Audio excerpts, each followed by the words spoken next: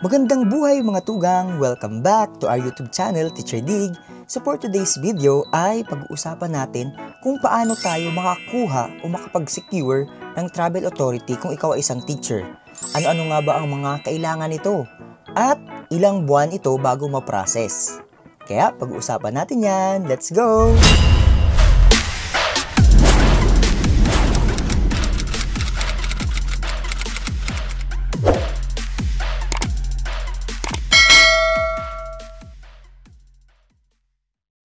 At syempre, pag-uusapan din natin kung ano ang mga kailangan pagdating natin sa immigration. Disclaimer mga tugang, so itong isi-share ko sa inyo ay base lamang sa aming experience noong nag-travel kami last April 23, 29, 2025. So ano-ano nga ba ang mga kailangan natin para makapag-secure tayo ng Travel Authority kapag ikaw ay isang teacher? Maaaring iba din ang kailangan sa SDO ninyo o Schools Division Office ninyo sa Schools Division Office namin. Since ang travel namin ay April 2025, so inasikaso namin ang aming Travel Authority last January 2025. So ano nga ba mga kailangan natin? So ipapakita ko sa inyo, ito sila.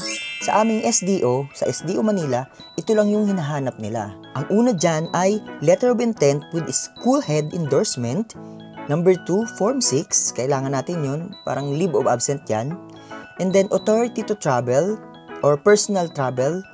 And then Certificate of No Pending Case. So ang ginawa namin dyan ay inuna muna namin ang Certificate of Pending Case dahil nasa link lang siya. So ito ay isang Google form. Tapos NCR mismo ang mag-send sa iyo via email. Bali ito ay 3 working days ng Certificate of No Pending Case. So bakit nga ba kailangan ng Travel Authority kung tayo ay isang teacher or government employee? So ito ay dahil sa Memorandum Circular number 35 series of 2017. So ito siya.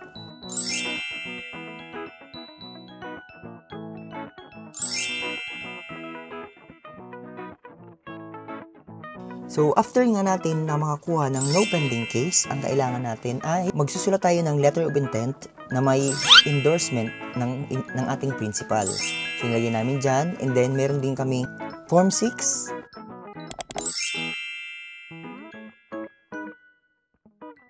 Ayan. So, depende kung ilang kopya sa SDO ninyo. Sa amin kasi, 4 copies siguro ang naipasa namin. Ayan. So, 4 copies each. So, 4 lang yan na requirements.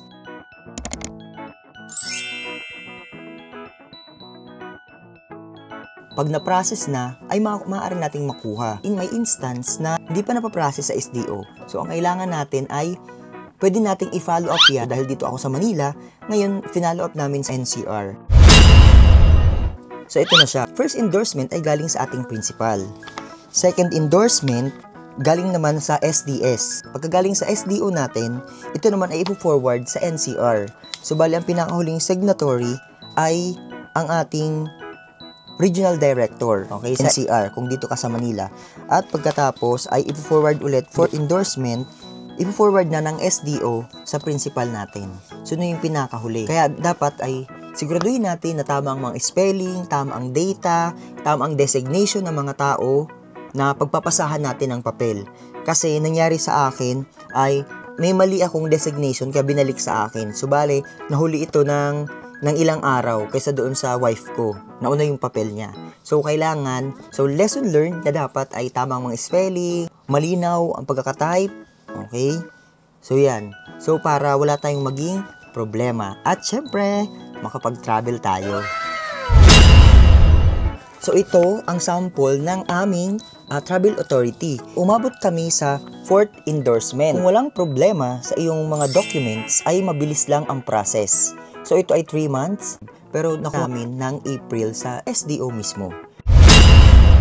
So, ayan. So, once na nakapag-secure na tayo ng ating travel permit o travel authority, ay malakas na ang tie-up natin na babalik tayo ng Pilipinas. So, pagdating naman namin sa immigration, so, i-share ko sa inyo ang aming immigration experience. So, bali prior to that, ay nag-prepare talaga kami ng mga requirements na maaaring hanapin kasi nagtitingin din kami sa YouTube kung anong mga kailangan. So, ang dami namin prepare, passport, round-trip ticket, hotel accommodation, insurance. So, syempre, prior to that, ang e-travel ay na-fill out na namin 72 hours. Okay, so days before the flight, nag-fill out na kami sa e-travel. Okay, nada-download yan sa ating Play Store, meron yan. And syempre, kasama ang Travel Authority. So, yan ang prepare namin lahat. Tapos, nag-secure din kami ng bank statement. Syempre, kasama namin yung pamangkin namin ay meron siyang certificate from the SWD. Kasi kami ay guardian. Nakapangalan yan kay My Loves. So, ayan. So, yun. So, ibang video naman yun kung paano mag-secure kung ang isasama mo sa abroad ay pamangkin mo, kapatid mo na minor. Alright, di ba? So, ayan. So, ano nga ba ang aming experience sa immigration? So, panoorin natin. Ito na nga, story time! Welcome back to our YouTube channel, Teacher Dig. So, for today's video ay usapang immigration ito. So, as of the moment, April 23, 2025, dito kami ngayon sa may NAIA Terminal 3 na kung saan ay pasado kami sa immigration. Di ba, Tay? Yes, pasado kami sa immigration. Kinakabahan kami lahat. Yes, kasi nga, ang dami namin napapanood na immigration officer, horror stories, ganyan. So sa amin, nung pagbigay namin ng papel, ng passport, ng boarding pass, ayun, tapos tinanong lang sa akin anong trabaho. Sabi ko, ako po ay isang teacher at hinahanap po ang travel authority at present ko yun. Yung una, anong trabaho mo, tapos sino yung kasama mo, kaano-ano mo sila. So sabi ko, kasama ko po asawa ko, tapos pamangkin po namin. Ako muna, pinicturan na. So pagkatapos tinignan yung travel authority, na naging problema, tatak-tatak. Tapos, sunod naman, tinignan kay Ana, ganyan-ganon din. Tinignan ng travel authority. Tapos sabi nung bakit parang lahat ng teacher ay papuntang Hong Kong? Baka bakasyon lang. So, opo, bakasyon kasi nga, di ba, 30-day leave tayo. So, ayun. Pagdating naman sa bata, kanina doon nakapangalan ng bata, sabi ni Ana sa kanya, yun, binigay lang namin yung travel permit from DSWD, tapos, tatak. Ano pakiramdam mo, Pe? Masaya. Sobrang saya ko. So, masaya namin kasi nakakaba pagdaan ng immigration. Pero sa napapanood namin, huwag daw kabahan, ganyan, confident lang, sagutin sa mga tanong. Ayun. So, sa amin, wala kami naging problema. So, bali, ang biyahe namin ay mamaya pang 5:35, pero by 11:30, andito na kami. And, ngayon ay 12 o'clock na, April 23 na. So, mamaya matutulog kami, mag-alarm lang kami. Tapos, saan tayo pupunta? Sa airplane. Puntang Hong Kong. Yeah. So, ayun. So, yan ang kwentong immigration namin. Last, kaya kami masaya dahil parehas kami ni Madam Faye. First time international. Yes. Kaya sobrang saya namin na naipasa namin ang sa immigration. Yay! So, ayan. So, kaya naman na-enjoy namin ang aming travel noong April 23 to 29, 2025. So, ito lang bakasyon na yun sa Hong Kong and Macau. So, syempre, kung kayo din na magta-travel, lalo na kung ikaw isang guro, katulad namin, ay kailangan mag-secure tayo ng travel authority. Yung ipipresent natin sa IO na travel authority, kasama na doon lahat ng nabanggit natin na requirements. Okay, sa aming SDO, 4 lang na requirements. So, kasama na yan doon hanggang 4th endorsement. So, nakalakip lang siya doon na permado ng head natin sa DepEd.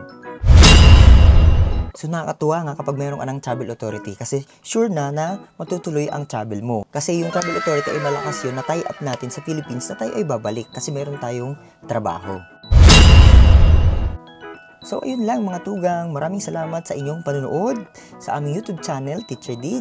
At syempre, salamat sa ating higit 14,000 subscribers. Thank you so much po. And then, enjoy watching sa aming trip sa Hong Kong and Macau. Hi! So, andito ako ngayon sa Schools Division Office of Manila. So, ayan, nakuha ko na ang aming travel permit. Bali kay Mrs. ay kumpleto na ang papers at sa akin ay advance copy pa lang. So, makukuha din natin yan. And, excited na kami sa aming biyahe!